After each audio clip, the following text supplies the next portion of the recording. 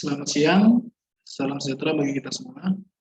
Perkenalkan, nama saya Dery Chandra Sinaga, NPM 183112880, dan ada kawan saya Bayu Kurniawan dengan NPM 183111307, dan yang terakhir ada Muhammad Arif Juliananda dengan NPM 1831224. Baik, di sini kami akan mempresentasikan kuis 2 dengan mata kuliah proyek pengembangan sistem informasi atau disebut juga PPSI.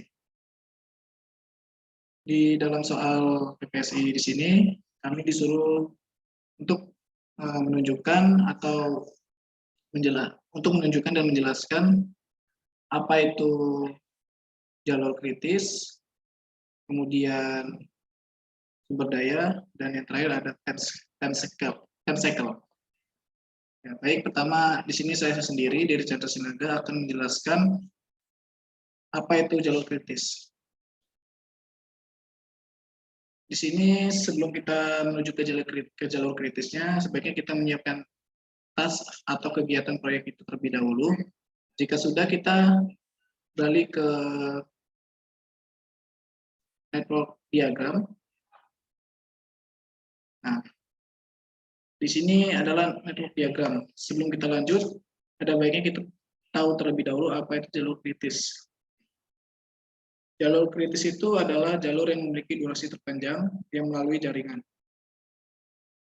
Arti penting dari jalur kritis ini, jika kegiatan yang terletak pada jalur kritis tersebut tertunda, maka waktu penyelesaian proyek secara keseluruhan otomatis juga akan tertunda. Nah, baik, di sini saya akan menunjukkan bagian-bagian yang jalur kritis itu yang mana dan non kritis itu yang mana.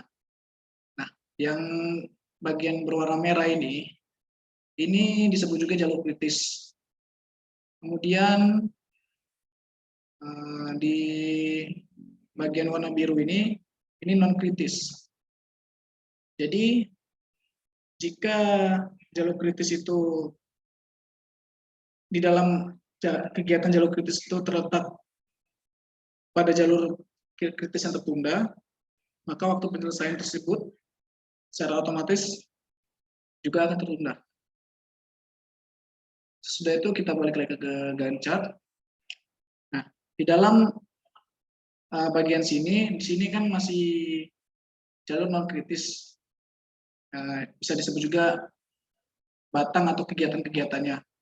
Nah, bagaimana sih caranya untuk kita tahu membedakan mana yang jalur kritis dan mana yang non kritis?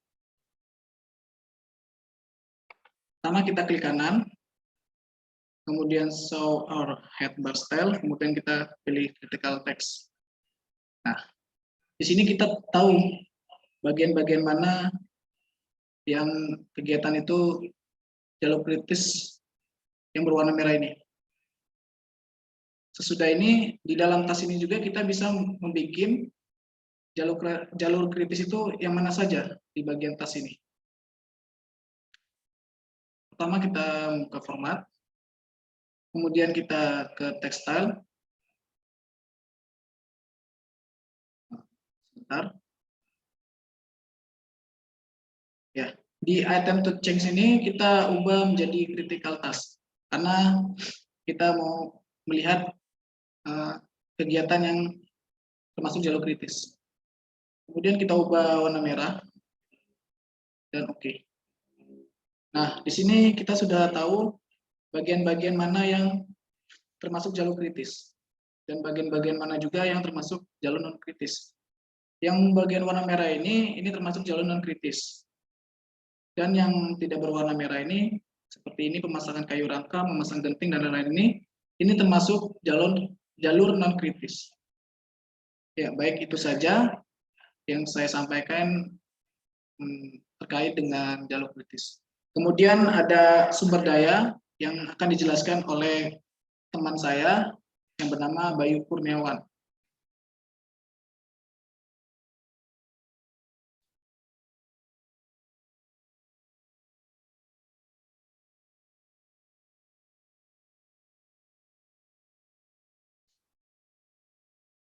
Baik, di sini saya akan menjelaskan menentukan sumber daya. Di sini kita langsung saja melihat sumber daya.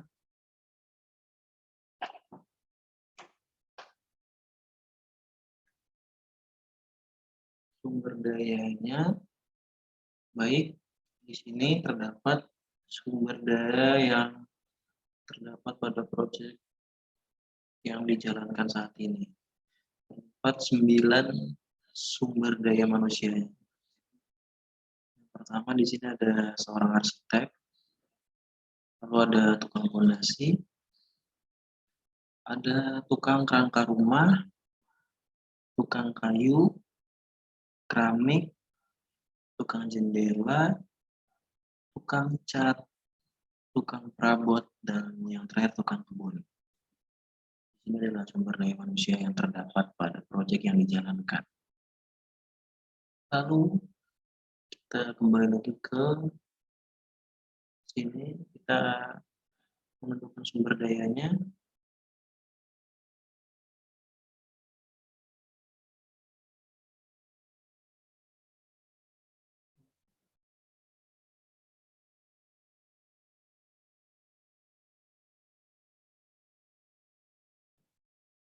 Yang pertama tadi ada arsitek. Di sini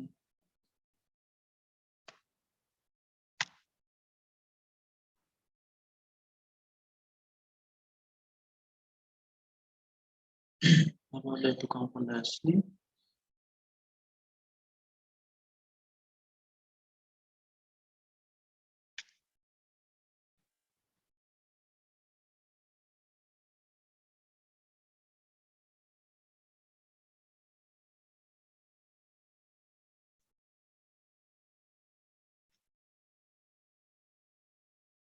lalu ada tukang kerangka rumah,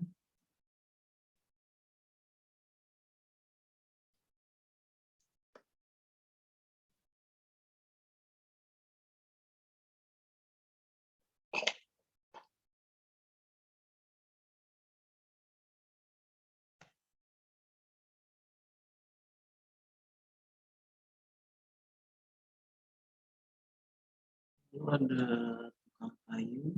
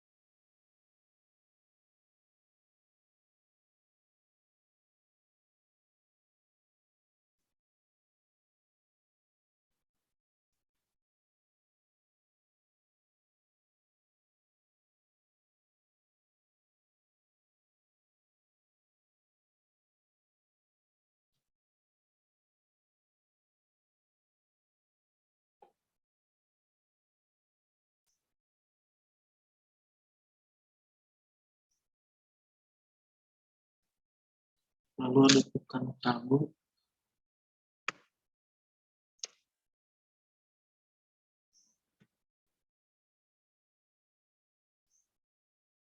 dan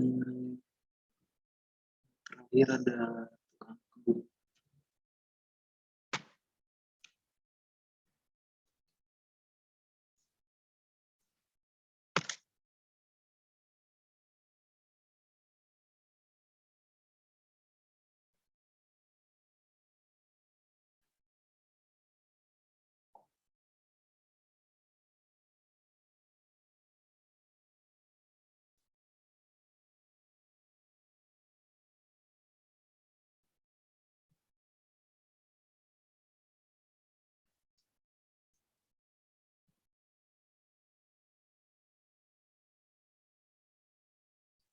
Ya baik, di sini arsitek sumber daya manusianya terdapat sekitar 30% dan sumber daya tukang fondasi itu sebesar 35%.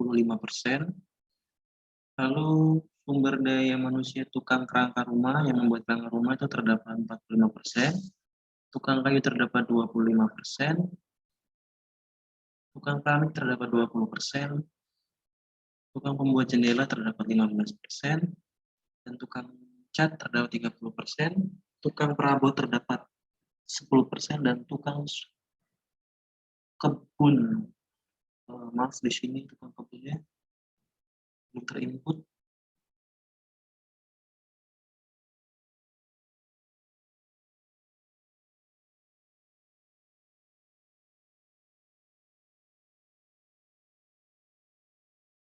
Tukang kebun,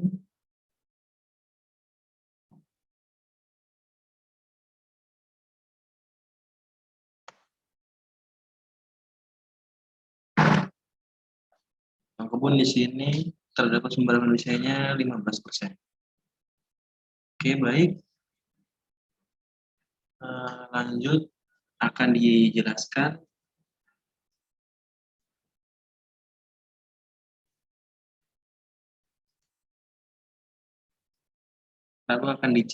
oleh rekan saya Muhammad Arif Juliananda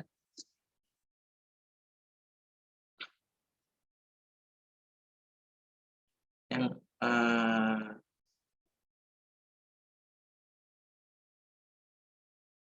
oke, baik, selanjutnya akan dijelaskan oleh rekan saya Muhammad Arif Juliananda yaitu time scale.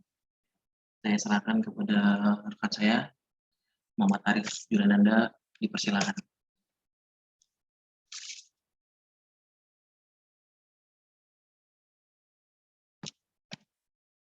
Oke, baik. Di sini saya akan menjelaskan time scale. Time scale adalah fitur yang menonjol di banyak tampilan project seperti bagian dan tampilan penggunaan. Dapat juga menampilkan hingga 3 rentang waktu dan bentuk tampilan.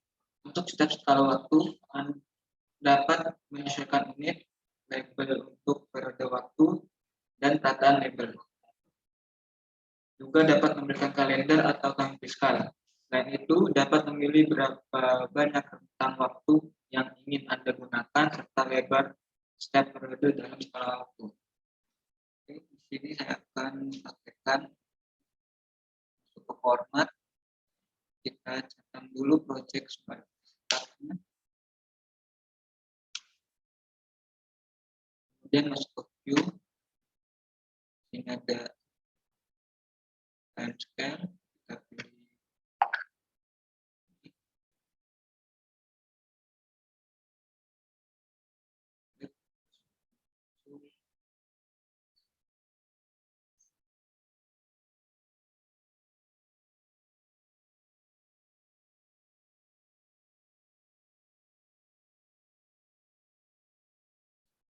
kita. Kemudian labelnya kita ganti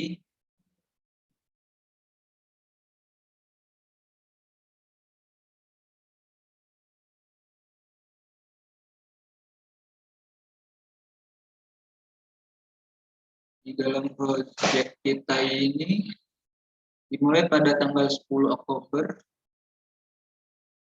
yang berjalan.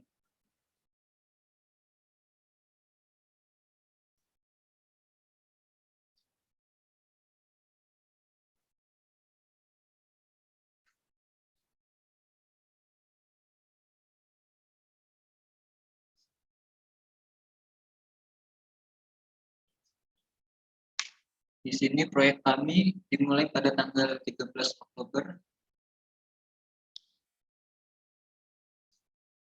yang sampai sekarang masih berjalan. Kita oke.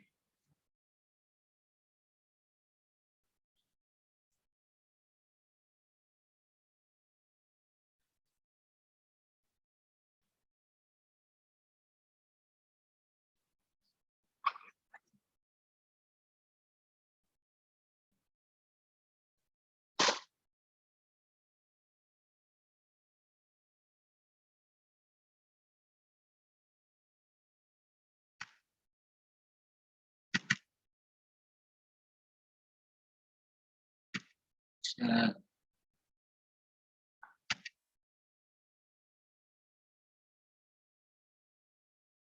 bisa dilihat ini waktu pengerjaan proyek kita yaitu 45 hari.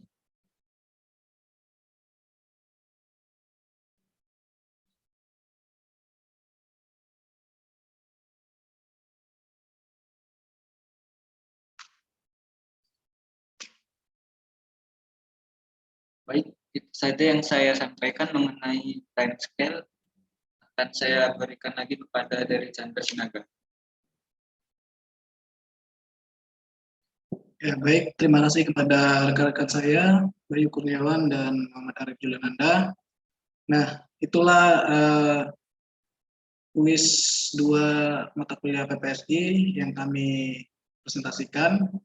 Jika kami ada salah, kami mohon maaf, kepada Tuhan kami mohon ampun. Dari kami sekian dan terima kasih. Selamat siang.